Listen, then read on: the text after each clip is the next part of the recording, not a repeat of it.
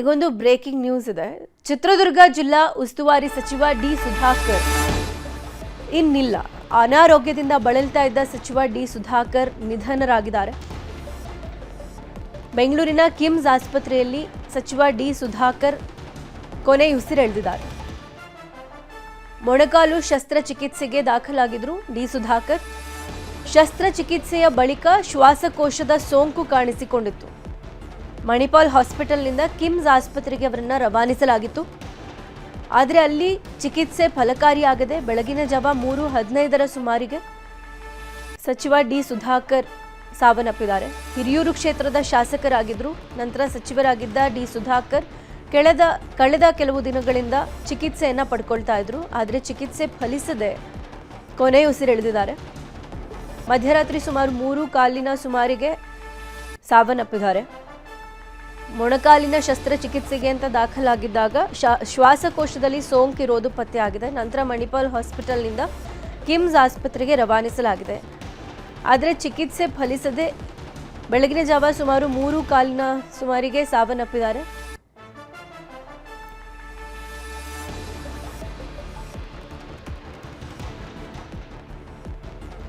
ಚಿತ್ರದುರ್ಗ ಜಿಲ್ಲಾ ಉಸ್ತುವಾರಿ ಸಚಿವ ಡಿ ಸುಧಾಕರ್ ಇನ್ನಿಲ್ಲ.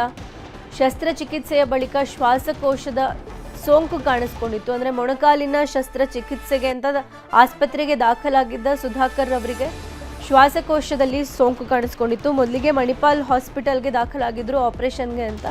ಶ್ವಾಸಕೋಶದಲ್ಲಿ ಸೋಂಕಿರೋದು ಪತ್ತೆ ಆದಾಗ ಅಲ್ಲಿಂದ ಅವ್ರನ್ನ ಕಿಮ್ಸ್ ಆಸ್ಪತ್ರೆಗೆ ದಾಖಲು ಮಾಡಲಾಗಿದೆ. ಆದರೆ ಅಲ್ಲಿ ಚಿಕಿತ್ಸೆ ಫಲಿಸದೆ ಇವತ್ತು ಮಧ್ಯರಾತ್ರಿಯ ವೇಳೆಗೆ ಅವರು ಸಾವನ್ನಪ್ಪಿದ್ದಾರೆ.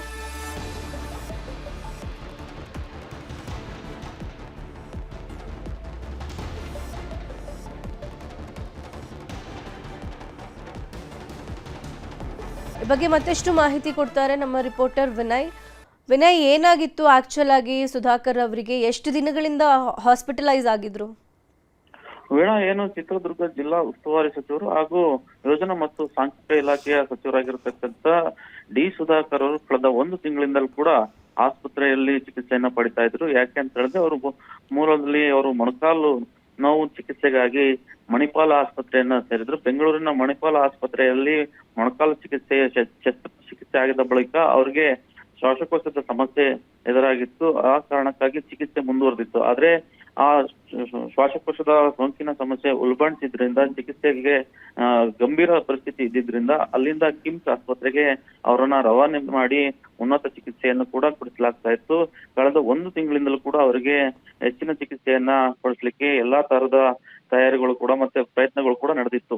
ಅದರ ಜೊತೆಗೆ ಹೈದರಾಬಾದ್ ಸೇರಿದಂತೆ ದೆಹಲಿಗಿಂದಲೂ ಕೂಡ ವೈದ್ಯರು ಬಂದು ಅವರಿಗೆ ಚಿಕಿತ್ಸೆಯನ್ನ ಕೊಡಿಸುವಂತ ನಿಟ್ಟಿನಲ್ಲಿ ಕೆಲಸವನ್ನು ಕೂಡ ಮಾಡಿದ್ರು. ಆದ್ರೆ ಅವರು ಏನು ಶ್ವಾಸಕೋಶದ ಸೋಂಕಿನಿಂದ ಬಳಲಿದಂತ ಸಂದರ್ಭದಲ್ಲಿ ಅವರ ಬ್ರೈನ್ ಡೆಡ್ ಆಗಿದೆ ಅನ್ನುವಂತ ಮಾಹಿತಿ ಕೂಡ ಗೊತ್ತಾಗಿತ್ತು. ಅದರ ಕಾನ್ಶಿಯಸ್ ಬಂದಾದ ಬಳಿಕ ಅವರನ್ನ ಚಿಕಿತ್ಸೆಗೆ ಒಳಪಡಿಸಿ ಆ ಲಂಗ್ಸ್ ಶ್ವಾಸಕೋಶದ ಸಮಸ್ಯೆ ಏನಾಗಿತ್ತು ಅದನ್ನ ಚೇಂಜ್ ಮಾಡಿ ಬೇರೆ ಶ್ವಾಸಕೋಶವನ್ನ ಅಳವಡಿಸಬೇಕು, ಟ್ರಾನ್ಸ್ಲೇಷನ್ ಮಾಡ್ಬೇಕು ಅನ್ನುವಂಥದ್ದು ಚರ್ಚೆಯಲ್ಲಿತ್ತು. ಆದ್ರೆ ಅವರ ಚಿಕಿತ್ಸೆ ಮುಂದುವರೆದು ಇಲ್ಲಿವರೆಗೂ ಕೂಡ ಅವರು ICU ನಲ್ಲಿ ಇದ್ರು, ವೆಂಟಿಲೇಷನ್ ಅಲ್ಲಿ.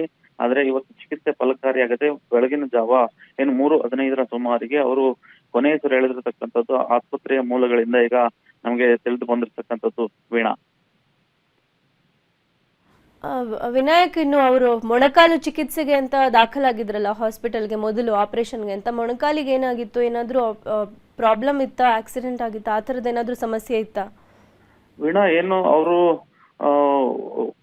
ವಯೋಸಹಜದ ಕಾರಣಕ್ಕಾಗಿ ಮೊಣಕಾಲು ನೋವು ಬರ್ತಾ ಇತ್ತು ಅನ್ನುವಂತ ಮಾಹಿತಿ, ಜೊತೆಗೆ ಅವ್ರಿಗೆ ಒಂದು ಕಾಲು ಒಂದು ಸ್ವಾಧೀನದಲ್ಲಿ ಒಂದು ವ್ಯತ್ಯಾಸ ಕಂಡು ಬರ್ತಾ ಇತ್ತು ಫಿಸಿಕಲಿ. ಆ ಕಾರಣಕ್ಕಾಗಿ ಅವ್ರಿಗೆ ಆ ಕಾಲು ಹೆಚ್ಚಿನ ನೋವು ಬರ್ತಾ ಇತ್ತು ಅನ್ನುವಂತ ಮಾಹಿತಿ ಎಲ್ರಿಗೂ ಗೊತ್ತಿರತಕ್ಕಂಥದ್ದು. ಅದರ ಹಿನ್ನೆಲೆಯಲ್ಲಿನೇ ಅವರು ಮೊಣಕಾಲು ಚಿಕಿತ್ಸೆ ಆಗ್ಲೇಬೇಕು, ಓಡಾಡ್ಲಿಕ್ಕೆ ಮತ್ತೆ ನಿರಂತರವಾಗಿ ಅದು ನೋವು ಬರ್ತಾ ಇದೆ ಅನ್ನುವಂತ ಕಾರಣಕ್ಕೋಸ್ಕರ ಆಸ್ಪತ್ರೆಗೆ ದಾಖಲಾಗಿದ್ದಂಥದ್ದು. ದಾಖಲಾದಂತ ಸಂದರ್ಭದಲ್ಲಿ ಈ ರೀತಿಯ ಏನು ಶ್ವಾಸಕೋಶದ ಸಮಸ್ಯೆ ಎದುರಾಯಿತು. ಅದಾದ ಬಳಿಕ ಎಲ್ಲವೂ ಕೂಡ ಪರಿಸ್ಥಿತಿ ಬಿಗಡಾಯಿಸಿದ ಸಂದರ್ಭದಲ್ಲಿ ಈಗ ಅವರ ಆರೋಗ್ಯ ಸಂಚಲನದಿಂದ ಜನಕ ಸ್ಥಿತಿಗೆ ತಲುಪಿ ಇವತ್ತು ಮೃತಪಟ್ಟಂತದ್ದು. ವೀಣಾ, ವಿನಾಯಕ್, ಮತ್ತೆ ಇತ್ತೀಚೆಗೆ ಹಲವಾರು ಬಾರಿ ಅವರು ಚೇತರಿಸ್ಕೊಳ್ತಾ ಇದ್ದಾರೆ ಅನ್ನುವಂಥ ಮಾಹಿತಿ ಸಿಕ್ಕಿತ್ತು. ಈಗ ಸಡನ್ ಆಗಿ ಅವರು ಇಲ್ಲ ಅನ್ನುವಂಥ ಮಾಹಿತಿಯನ್ನ ಆಸ್ಪತ್ರೆ ಸಿಬ್ಬಂದಿ ಹೇಳಿರುವಂಥದ್ದು. ಸಡನ್ ಆಗಿ ಏನಾಯ್ತು ಚೇತರಿಸ್ಕೊಳ್ತಾ ಇದ್ದವರಿಗೆ?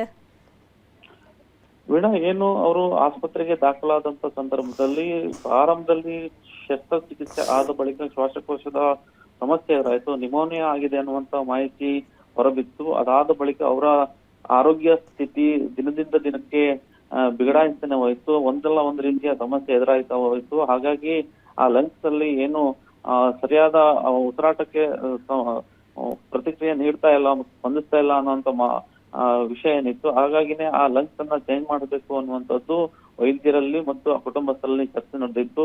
ಹಾಗಾಗಿ ಆ ಲಂಗ್ಸ್ ಅನ್ನ ಟ್ರಾನ್ಸ್ಪ್ಲಾಂಟೇಶನ್ ಮಾಡ್ಬೇಕು ಅನ್ನುವಂತ ಚರ್ಚೆಯಲ್ಲಿರುವಾಗಲೇ ಅವರು ಆರೋಗ್ಯ ಪರಿಸ್ಥಿತಿ ಬಿಗಡಾಯಿಸಿದ್ರಿಂದ, ಗಂಭೀರ ಪರಿಸ್ಥಿತಿಗೆ ತಲುಪಿದ್ರಿಂದ ಅವ್ರನ್ನ ಕಿಮ್ಸ್ ಆಸ್ಪತ್ರೆಗೆ ದಾಖಲಿಸಿ ಅಲ್ಲಿ ಹೆಚ್ಚಿನ ಚಿಕಿತ್ಸೆಯನ್ನ ಕೊಡಿಸ್ಲಿಕ್ಕೆ ಪ್ರಯತ್ನವನ್ನ ಮಾಡ್ತಾ ಇದ್ರು. ಹಾಗಾಗಿನೇ ಬೇರೆ ಬೇರೆಯ ಎಲ್ಲಾ ಉನ್ನತ ಮಟ್ಟದ ಮತ್ತು ಸ್ಪೆಷಲಿಸ್ಟ್ ಗಳನ್ನ, ಡಾಕ್ಟರ್ ಗಳನ್ನ ಕರೆಸಿ ಅಲ್ಲಿ ಚಿಕಿತ್ಸೆಗೆ ಕೊಡಿಸುವಂತದ್ದು, ಮತ್ತೆ ಅಲ್ಲಿ ಅವರನ್ನ ಆರೋಗ್ಯ ಪರಿಸ್ಥಿತಿಯನ್ನ ಪರಿಶೀಲಿಸುವಂತದ್ದು, ಅವರಿಂದ ಗೈಡ್ಲೈನ್ಸ್ ಮೂಲಕ ಟ್ರಾನ್ಸ್ಪ್ಲಾಂಟೇಶನ್ ಏನ್ ಮಾಡ್ಬೇಕಾಗಿತ್ತು ಆ ಕಾರಣಕ್ಕಾಗಿ ಚಿಕಿತ್ಸೆಗೆ ಒಳ್ಳೊಳ್ಳೆ ತಜ್ಞ ವೈದ್ಯರನ್ನ ಕರೆಸಿ ಪ್ರಯತ್ನವನ್ನ ಮಾಡಲಾಯಿತು. ಆದ್ರೆ ಈವರೆಗೂ ಕೂಡ ಆರೋಗ್ಯ ಪರಿಸ್ಥಿತಿ ಏನಿತ್ತು ಪ್ರತಿದಿನಕ್ಕೂ ಕೂಡ ಗಂಭೀರ ಪರಿಸ್ಥಿತಿಯಲ್ಲಿದ್ದಂಥದ್ದು. ಜೊತೆಗೆ ಒಂದು ಬಾರಿ ಅವರು ಚಿಕಿತ್ಸೆಗೆ ಸ್ಪಂದಿಸುವ ರೀತಿಯಲ್ಲಿ ಕಣ್ಣು ಬಿಟ್ಟು ನೋಡಿ ಮತ್ತೆ ಕಣ್ಣು ಮುಚ್ಚಿದ್ದಾರೆ ಅನ್ನುವಂತ ಮಾಹಿತಿ ಕೂಡ ಲಭ್ಯ ಆಯ್ತು. ಆದ್ರೆ ಅದಾದ ಬಳಿಕ ಮತ್ತೆ ಸುಧಾಕರ್ ಅವರು ಕಾನ್ಶಿಯಸ್ ಬರದೇ ಇರೋದ್ರಿಂದ ಏನು ಲಂಗ್ಸ್ ಅನ್ನ ಟ್ರಾನ್ಸ್ಪ್ಲಾಂಟೇಶನ್ ಮಾಡ್ಬೇಕು ಅನ್ನುವಂತ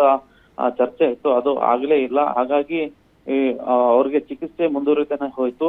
ಇದೀಗ ಅವ್ರಿಗೆ ಪ್ರಜ್ಞೆ ಮತ್ತೆ ಮರುಕಳಿಸ್ತಾ ಇರೋದ್ರಿಂದ ಈಗ ಅವರು ಟ್ರಾನ್ಸ್ಪ್ಲಾಂಟೇಶನ್ ಮಾಡದೇ ಇರೋದ್ರಿಂದ ಈಗ ಮತ್ತೆ ಪಟ್ಟಿರುವಂತದ್ದು.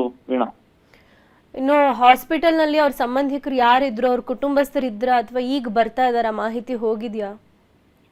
ಸದ್ಯ ಅವ್ರಿಗೆ ಏನು ಆಸ್ಪತ್ರೆಗೆ ದಾಖಲಾದ ಬಳಿಕ ಅವರ ಕುಟುಂಬಸ್ಥರು ಪೂರ್ಣ ಪ್ರಮಾಣದಲ್ಲಿ ಬೆಂಗಳೂರಿನಲ್ಲೇ ಇರ್ತಕ್ಕಂಥದ್ದು. ಜೊತೆಗೆ ಅವರ ಪುತ್ರರಾಗಿರ್ಬೋದು, ಪತ್ನಿಯಾಗಿರ್ಬೋದು, ಸಂಬಂಧಿಕರ ಅಣ್ಣ ತಮ್ಮರು ಎಲ್ಲರೂ ಕೂಡ ಬೆಂಗಳೂರಲ್ಲೇ ಇದ್ದು ಅವರ ಚಿಕಿತ್ಸೆಯನ್ನ ಕೊಡಿಸ್ಲಿಕ್ಕೆ ಉಸ್ತುವಾರಿಯನ್ನ ಮತ್ತೆ ಅವ್ರ ಜವಾಬ್ದಾರಿಯನ್ನು ತೆಗೆದುಕೊಂಡು ಅಲ್ಲಿಯೇ ಇದ್ದು ನೋಡ್ಕೊಳ್ತಾ ಇರ್ತಕ್ಕಂಥದ್ದು. ಇದೀಗ ಈ ಮೃತಪಟ್ಟಿರುವಂತ ಮಾಹಿತಿ ಕೂಡ ಅವ್ರಿಗೆ ವಿಷಯ ತಲುಪಿದೆ. ಅದಾದ ಬಳಿಕ ಏನು ಬೆಂಗಳೂರಿನ ಕಿಮ್ಸ್ ಆಸ್ಪತ್ರೆಯಲ್ಲಿ ಈಗ ಅಧಿಕೃತ ಘೋಷಣೆ ಆದ ಬಳಿಕ ಸಚಿವರ ಮೃತದೇಹವನ್ನ, ಪಾರ್ಥಿವ ಶರೀರವನ್ನ ಹಿರಿಯೂರಿಗೆ ತರಬೇಕು ಅನ್ನುವಂಥದ್ದು, ಹಿರಿಯೂರು ನಗರಕ್ಕೆ ತಂದು ಅಲ್ಲಿ ಸಾರ್ವಜನಿಕರ ದರ್ಶನಕ್ಕೆ ಇಡಬೇಕು. ಅದಾದ ಬಳಿಕ ಚಳ್ಳಕೆರೆಯ ಏನು ನಿವಾಸ ಇದೆ ಮತ್ತು ಅವ್ರ ಜಮೀನು ಅಲ್ಲಿ ಕೂಡ ದರ್ಶನಕ್ಕೆ ಇಡಬೇಕು ಅನ್ನುವಂತ ಚರ್ಚೆಯನ್ನು ನಡೀತಾ ಇದೆ ಅನ್ನುವಂತ ಮಾಹಿತಿ ನಮಗೆ ಲಭ್ಯ ಆಗ್ತಾ ಇರ್ತಕ್ಕಂಥದ್ದು. ವೀಣಾ, ಥ್ಯಾಂಕ್ ಯು ವಿನಾಯಕ್ ಮಾಹಿತಿಗೆ. ಚಿತ್ರದುರ್ಗದ ಜಿಲ್ಲಾ ಉಸ್ತುವಾರಿ ಸಚಿವರಾದಂಥ ಡಿ ಸುಧಾಕರ್ ಕೊನೆಯುಸಿರೆಳೆದಿದ್ದಾರೆ. ಅನಾರೋಗ್ಯದಿಂದ ಬಳಲ್ತಾ ಇದ್ದಂಥ ಸುಧಾಕರ್ ಇನ್ನಿಲ್ಲದಂತಾಗಿದೆ. ಸುಧಾಕರ್ ಅನಾರೋಗ್ಯದಿಂದ ದಾಖಲಾಗಿದ್ರು ಮಣಿಪಾಲ್ ಹಾಸ್ಪಿಟಲ್ಗೆ ಮೊಣಕಾಲು ಚಿಕಿತ್ಸೆಗಾಗಿ. ನಂತರ ಅಲ್ಲಿಂದ ಶ್ವಾಸಕೋಶದ ಸೋಂಕಿದೆ ಅನ್ನುವ ಕಾರಣಕ್ಕೆ ಅವರನ್ನ ಕಿಮ್ಸ್ ಹಾಸ್ಪಿಟಲ್ಗೆ ದಾಖಲು ಮಾಡ್ತಾರೆ. ಅಲ್ಲಿ ಚಿಕಿತ್ಸೆ ಫಲಿಸದೆ ಇವತ್ತು 3:15 ಸುಮಾರಿಗೆ ಸಾವನ್ನಪ್ಪಿದ್ದಾರೆ. ಬಹಳ ಸಮಯ ಆಗಿತ್ತು ಅವರ ಅನಾರೋಗ್ಯದಿಂದ ಬಳಲ್ತಾ ಇದ್ದು, ಸ್ವಲ್ಪ ಮಟ್ಟಿಗೆ ಚೇತರಿಸ್ಕೊಳ್ತಾ ಇದ್ರು. ಆದರೆ ಇವತ್ತು ಕಿಮ್ಸ್ ಸ್ವತಃ ಡಿಕ್ಲೇರ್ ಮಾಡಿದೆ ಅವರು ಇನ್ನಿಲ್ಲ ಅಂತ.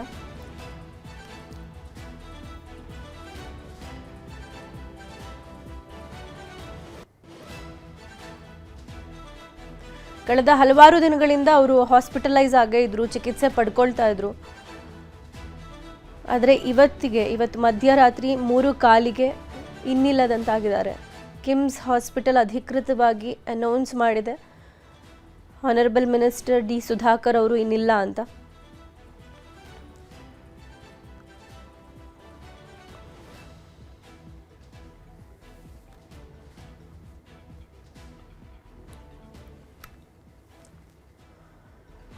ಹಿರಿಯೂರು ಕ್ಷೇತ್ರದ ಶಾಸಕರಾಗಿದ್ದರು, ಸಚಿವರಾಗಿದ್ದ ಡಿ ಸುಧಾಕರ್ ಕಳೆದ ಹಲವಾರು ದಿನಗಳಿಂದ ಹಾಸ್ಪಿಟಲೈಸ್ ಆಗಿದ್ರು.